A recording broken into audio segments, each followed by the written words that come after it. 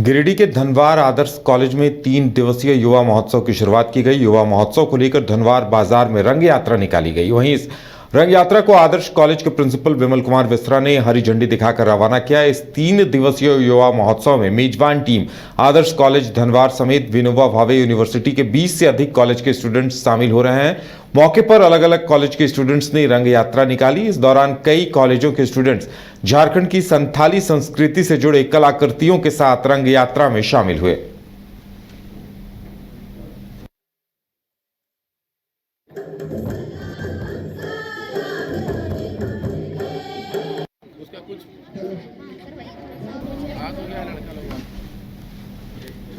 झारखंड विधानसभा का शीतकालीन सत्र कल से आरंभ हो रहा है। इससे पहले विधानसभा अध्यक्ष ने विधायकों की एक बैठक बुलाई, जिसमें सत्ता पक्ष के साथ साथ विपक्ष के भी नेता शामिल हुए। बैठक में स्पीकर रविंद्रनाथ महतो ने कहा कि संसद में एक दिन पहले हुई घटना को लेकर विधानसभा की भी सुरक्षा चाक चौबंद कर दी गई है। स्पीकर रविंद्रनाथ महतो ने कहा कि सत्ता पक्ष और विपक्ष दोनों का ही समर्थन मिलेगा।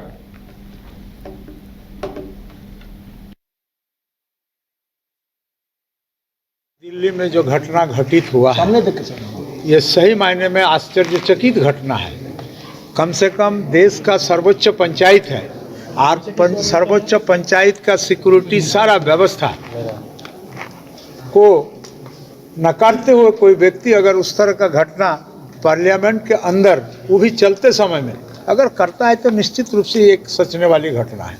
और मैं समझता हूँ झारखंड विधानसभा क्यों, बल्कि देश भर में जितने सारे सदन हैं, सारे सदनों को अपने विधानसभा, अपना सदन को सुरक्षित करने का जितने सारे उपाय हो सकता है उसको करना चाहिए। और मैं तो मानूंगा कि अनावश्यक व्यक्ति को अवॉइड करके चलना ही हम लोग का सबसे ज़्यादा बुद्धिमानी है।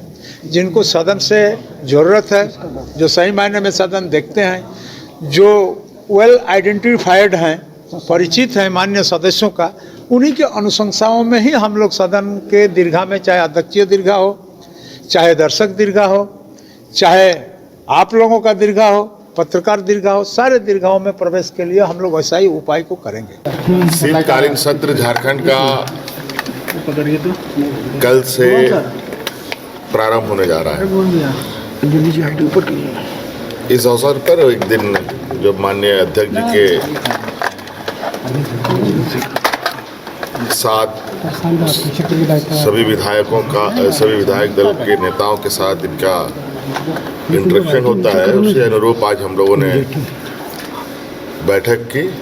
और आज खुशी की बात यह है कि आज सदन को नेता प्रतिपक्ष भी मिला और आशा करते हैं कि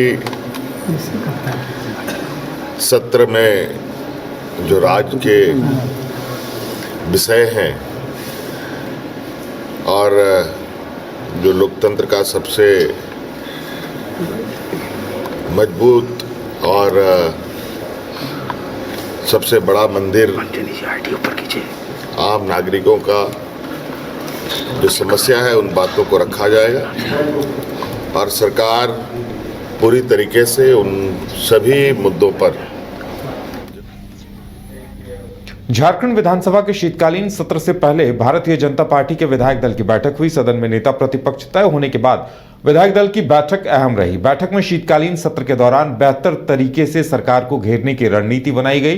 बैठक में नेता प्रतिपक्ष अमर बावरी के अलावा क्षेत्रीय संगठन महामंत्री नागेंद्र त्रिपाठी, प्रदेश अध्यक्ष बाबूलाल मरांडी, मुख्य सचेतक विरंची नारायण और सचेतक जेपी भाई पटेल मौजूद रहे।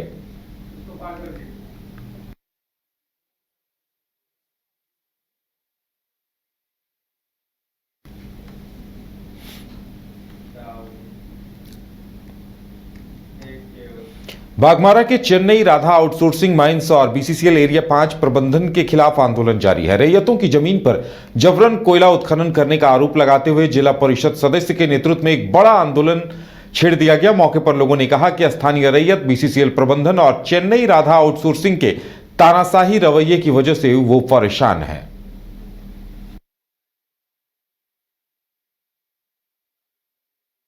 देखिए, हमारा नगरी किला मौजा में घर है और आउटसोर्सिंग कंपनी हमारे ज़मीन पर जबरन वो मैंने खदान चलवा रही है। यहाँ के जीएम एकेराई से वार्ता होने के बाद उसने कहा कि काम चलने दीजिए, आपका सुनवाई होगा। लेकिन आज 6 महीना गुजर गया, उस पर कुछ नहीं हुआ। पुलिस प्रशासन के बल पर दबाव देकर वो काम चला रही है। ना हम लोग को मुआवजा मिला है, ना नौकरी मिला है। खाली आश्वासन पर ही जिंदगी गुजर बसर हो रहा है। कौन सा आउटसोर्सिंग चल रहा है? राधा कृष्ण। क्या कुछ मांग है? हम लोग को मुआवजा और नौकरी जो है वही मांग है। कॉन्फ्रेंस करने का मेन मकसद मेरा ये है कि पूर्व में हम लोगों ने पत्रचार किया था कि नगरी कला के रैयतों की ज़मीन पर जो चेन्नई राधा कंपनी आई है उसके विरुद्ध हम लोगों ने पत्रचार किया था कि जो हमारे क्षेत्र के रैयत हैं, जो यहाँ के स्थानीय हैं, सबसे पहले रैयतों को उचित मुआवजा एवं नियोजन और स्थानीयों को विस्थापित तरह तरह के मामला को लेकर हम लोग जीएम को पत्रचार किए थे।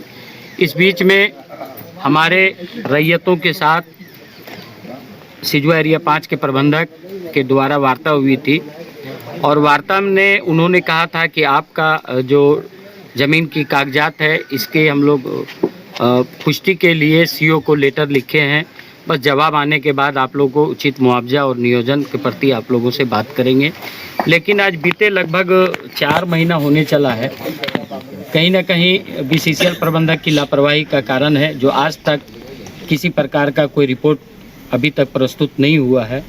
तो इसमें ग्रामीणों और यहाँ के रैयतों में काफ़ी उदास बोकारो के चंदन क्यारी शिव बाबूडी बिरसा पुल के समीप नदी तट पर हो रहे डस्ट डंपिंग को लेकर अमलाबाद हीरक रोड के समीप मोहाल पूर्वी पंचायत के मुखिया शीतल सिंह की अध्यक्षता में बैठक हुई, जिसमें बीसीसीएल कंपनी समेत अन्य आउटसोर्सिंग कंपनी के खिलाफ डस्ट डंपिंग पर आगे की रणनीति बनाई गई, जिसमें सभी उपस्थित सदस्यों ने तत्काल रोक लगाने की मांग बीसीसीएल प्रबंधन से की, अन्यथा आगे रोड जाम करने का निर्णय लिया गया। मौके पर मुखिया संघ अध्यक्ष अजय रजवार ने बताया कि जल्द ही दामोदर नदी तट पर हो रहे डस्ट डंपिंग पर रोक लगना चाहिए।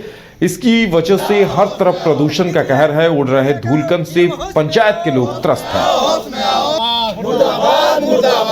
प्रबंधन मुर्दाबाद,